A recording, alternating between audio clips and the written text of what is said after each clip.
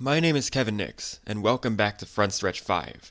In this edition, we're going to focus on 5 tracks that I think should be on the NASCAR Cup Series schedule. These are of my opinion only, and are obviously up for discussion and debate. Let's begin. Number 1. Chicagoland Speedway.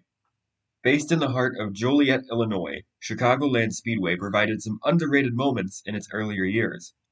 It's the site of the closest ever IndyCar finish. It saw Robert Presley get closer than he ever did otherwise to winning a race, and it was the continuation of a rivalry between Jeff Gordon and Matt Kenseth. Also, who can possibly forget the slide job? There are 2 major factors in favor of Chicagoland returning. 1. The next-gen car races like a dream on intermediates, which is what Chicagoland is. Add that with the aging surface and the multi-groove racing fans have come to love, and Chicagoland seems like a natural fit just from the racing standpoint alone. 2. Even from the logistical side of things, the street race is probably gone after 1 year. Lori Lightfoot, the executive who likely spearheaded the decision, got voted out of office recently. Although the street course is under contract through 2025, Lightfoot's successor might change the contract that Chicago has with NASCAR, especially if the first race is unpopular with locals. If that happens, there's a neat little mile and a half, idly waiting not too far away. This is an obvious pick to return. Number 2. The Milwaukee Mile. If this video was made 2 years ago, Gateway would have been my number 1 pick to move to Cup, though obviously it has made the jump. A mostly flat 1-mile bull ring, Milwaukee is a driver's track. You need to be a wheelman and a half to win at this place.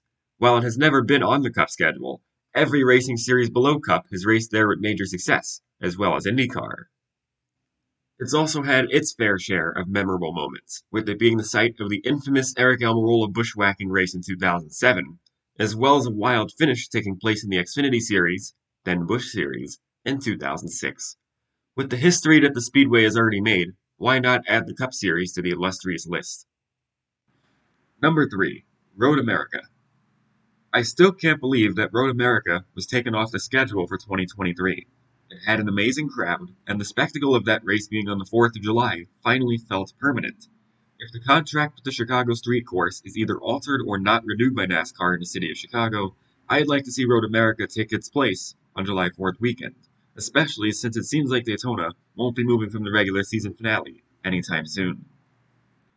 While last year's race might not have been the best to the TV audience, the elimination of stage cautions and the implementation of a modified rules package could significantly improve the racing quality, plus less 25-minute caution flags. Number 4.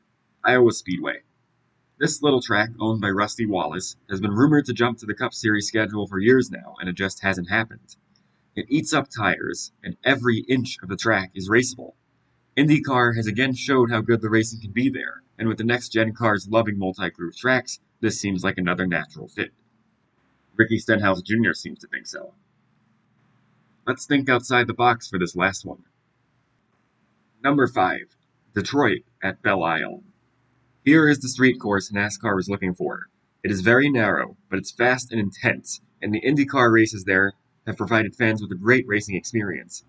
There are multiple good passing zones, going into the right-hander in turn 3, the series of sharp turns following turn 6 in a long straightaway, and the sharp right-hander going into 12, just to name a few.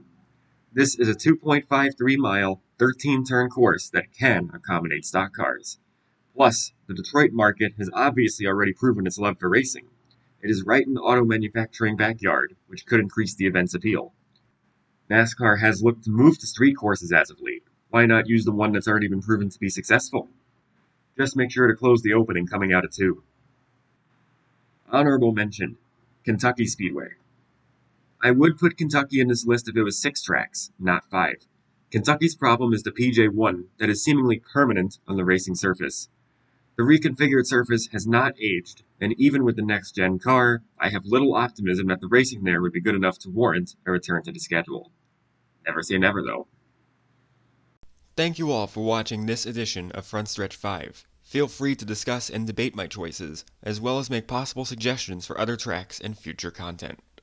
This is Harrison Burton, driver the number 21. Make sure to hit that subscribe button. Also, check out one of these 2 videos beside me. Visit frontstretch.com for more racing content.